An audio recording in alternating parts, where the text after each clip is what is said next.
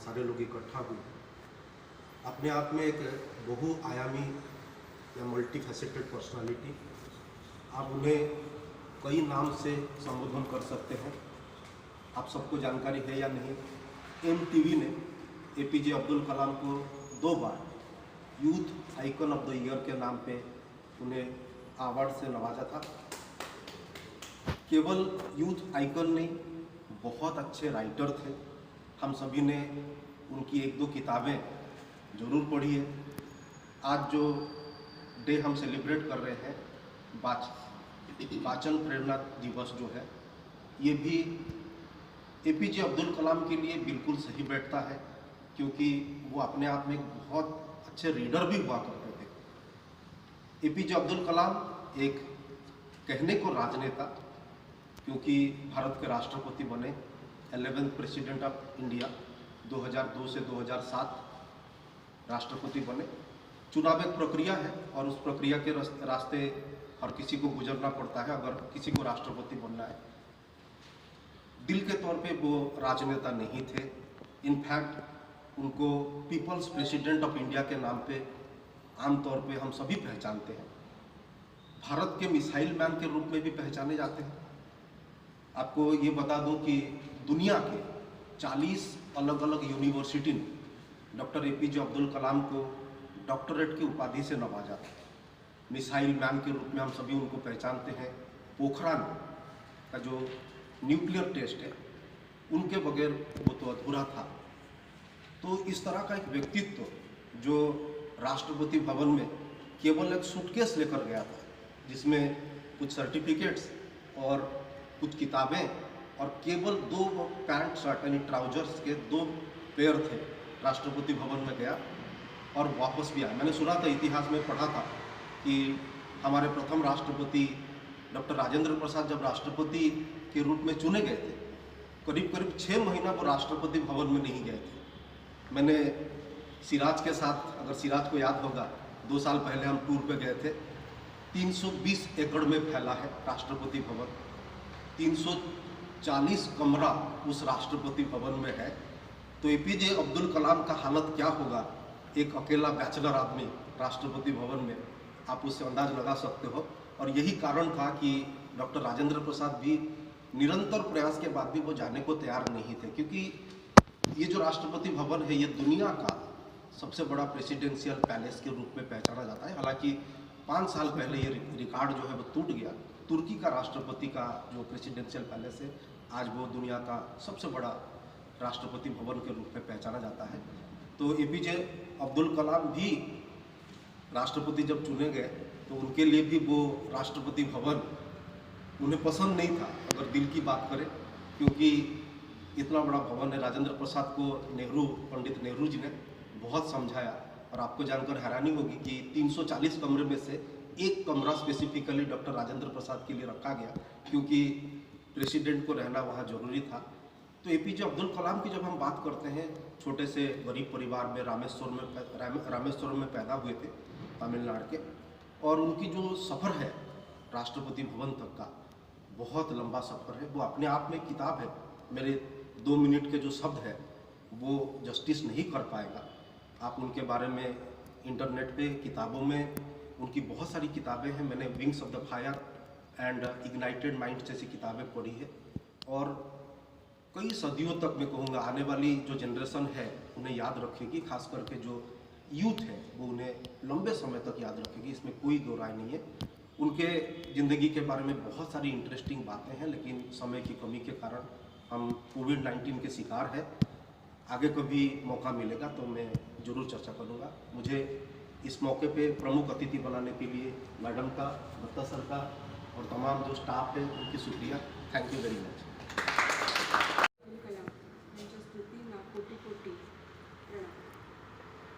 आज 15 October doctor Kalam यांचा जन्मदिवस। 1931 साली जन्मलेले डॉक्टर कलाम आणि त्यांची पूर्ण जीवन यात्रा किंवा आम्हा विद्यार्थ्यांसाठी त्यांची असलेली जीवनशैली ही अत्यंत प्रेरणादायक आहे। फक्त आपल्या भारत देशातच नाही तर संपूर्ण जगामध्ये त्यांचे अथक असे केलेले प्रयत्न, कुठल्याही गोष्टीमध्ये यशस्वी होण्यासाठी जीवापाड केलेले कष्ट जगजाहीर आहेत. त्यांच्या पुस्तकातनं, त्यांच्या आत्मचरित्रातनं आपण ते वाचलेले आहेत आणि एक भारतवासी म्हणून प्रत्यक्षपणे डोळ्यांनी आपण त्यांना पाहिलेलं आहे, त्यांच्या जीवनाचं कार्य आपण बघितलेलं आहे. एक शास्त्रज्ञ म्हणून किंवा एक प्रगतिशील सायंटिस्ट म्हणून त्यांनी केलेले कार्य आज आपण बघतो आहे की त्याला आज कोणते वेगवेगळे रूपं मिळालेले आहेत आणि ते कोणत्या यशस्वी अशा शिखरावर पोचलेले आहेत. मग ते स्पेस सेंटरमधले प्रयोग असो किंवा आज त्यांच्या जाण्यानंतर केले गेलेले यशस्वी असे प्रयोग असो, ते आपण आज बघतो आहे. कुठेतरी सुरुवात असते ज्याच्यामध्ये अथक प्रयत्नांना सुरुवात होते आणि जेव्हा ते मिळत नाहीत त्यावेळेला त्याच्यासाठी होणारं जे दुःख आहे ते सहन करण्याची देव कशी शक्ती देतो आणि त्याच्यातून सुद्धा माणूस कसा बाहेर पडतो हे आपण त्यांच्या जीवनशैलीतनं पाहिलेलं आहे. अतिशय गरीब घरामध्ये जन्मलेले परंतु आपल्या प्रयत्नांनी यशाचं शिखर गाठलेले असे डॉक्टर APJ अब्दुल कलाम आपल्याला विद्यार्थ्यांना, आम्हा टीचर्सना माहिती आहेत. त्यांच्या मृत्यूनंतर त्यांचा जन्मदिवस हा वाचन प्रेरणा दिवस म्हणून आपण गेले काही वर्ष साजरा करतो आहे, मनवतो आहे. मला असं वाटतं की जे आज इथे आपण अतिशय थोड्या संख्येमध्ये सर्व प्राध्यापक वगैरे इथे जमलेलो आहोत, कारण लॉकडाऊनमुळे किंवा विद्यार्थ्यांना अजून महाविद्यालयांमध्ये प्रवेश नसल्यामुळे एक व्यक्ती इथे जी उपस्थित आहे ती मला असं वाटते की एक उत्कृष्ट असं व्यक्तिमत्व आहे की जे विद्यार्थ्यांपर्यंत पोहोचू शकतील आणि वाचन प्रेरणा दिवसचं महत्त्व काय आहे ते सांगू शकतील. खरं तर हा एकंदर जो कार्यक्रम आहे तो राबवला जातो आहे तो विद्यार्थ्यांसाठी जे शाळेमध्ये आहेत, ज्यांना वाचनाची गोडी लागली पाहिजे. जर वाचनाची गोडी पुस्तकांच्या रूपातनं जर लागत राहिली तर त्याचा एक वेगळा इम्पॅक्ट जो आहे तो आपल्या मनावर, आपल्या मेंदूवर होऊ शकतो. ह्याची जाण असलेले आज आपण इथे टीचर्स उपस्थित आहोत, कारण आपण त्या दिवसांमधनं गेलेलो आहोत जेव्हा आजचं कम्प्युटर नव्हतं किंवा लॅपटॉप नव्हतं किंवा आजचे जे काही डेव्हलप जे काही तंत्रज्ञान आहे ते नव्हतं. अशा काळातनं आपण हायर एज्युकेशन घेतलेले सगळेजण आहोत आणि आपण जाणतो की त्याचं महत्त्व काय आहे. वाचनाची गोडी असल्याशिवाय कोणीही उच्च शिक्षणाच्या ह्या लेवलपर्यंत येऊ शकत नाही, त्याच्यासाठी उच्च शिक्षणाची दारं उघडली जाऊ शकत नाही, असे आपण सगळेजण आहोत. मला असं वाटतं की आपल्या कार्यातून आपण जे काही कामं करतो त्याच्यातनं ही प्रेरणा विद्यार्थ्यांना गेली पाहिजे आणि त्यांना या दिवसाचं महत्त्व आपण सांगून दिलं पाहिजे असं मला या दिवशी अतिशय प्रकर्षाने वाटतं. कारण एक आपण प्रत्येक घरामध्ये आज बघतो प्रत्येकाच्या हातामध्ये एक मोबाईल असतो आणि जसं मी आजकाल म्हणत असते की जसं गुळाला मोंगळे चिकटलेले असतात तसे आज प्रत्येकाच्या हातामध्ये मोबाईल चिकटलेले आहेत आणि ते तिथनं हटतच नाहीत. म्हणजे तुम्ही रात्री, मला वाटतं रात्री 3-4 वाजता मुलं झोपतात आणि सकाळी 11-12ला उठतात. त्यांची 7-8 तासाची जी झोप आहे ती पण आईबाप होऊ देत आहेत की नाही, हा रात्री 3 वाजेपर्यंत जागा होता ना, मग याला झोपू द्या 12पर्यंत. अशा प्रकारे आज जीवनशैली विद्यार्थ्यांची चाललेली आहे. घरापर्यंत आज त्यांना एज्युकेशन येतं आहे ते सुद्धा मोबाईलच्या थ्रू किंवा ॲपच्या थ्रू येतं आहे. त्याच्यामुळे पूर्ण जीवनशैलीचा आज गेल्या काही दिवसामध्ये बदल झालेला आहे आणि त्याच्यामध्ये सुद्धा विद्यार्थ्यांना वाचनाची गोडी लावण्याचं मला असं वाटतं असाध्य असं काम आज आता आपल्याला करायचं आहे. तर त्या दृष्टिकोनातनं कोणती पावलं आज आपण उचलायची आहेत. आज आपण विधी महाविद्यालयात आहोत. आपल्या महाविद्यालयामध्ये अतिशय मोठी अशी ग्रंथ संपदा आपल्याकडे आहे आणि ती दिवसेंदिवस वाढणारी अशी आहे आणि त्याचा उपयोग घ्यायला सुद्धा आज विद्यार्थी कॉलेजपर्यंत येऊ शकत नाही आहेत.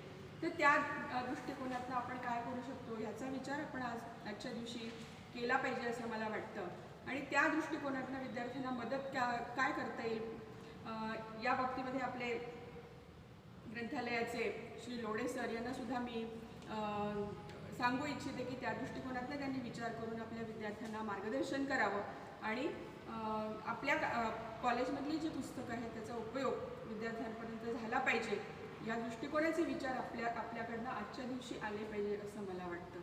एकंदरीतच या दिवसाच्या साजऱ्या करण्याच्या मागचा जो उद्देश आहे तो सफल झाला पाहिजे हा या दृष्टिकोनातनं आपले मेसेजेस जे आहेत ते विद्यार्थ्यांपर्यंत गेले पाहिजे असे मला वाटते. धन्यवाद.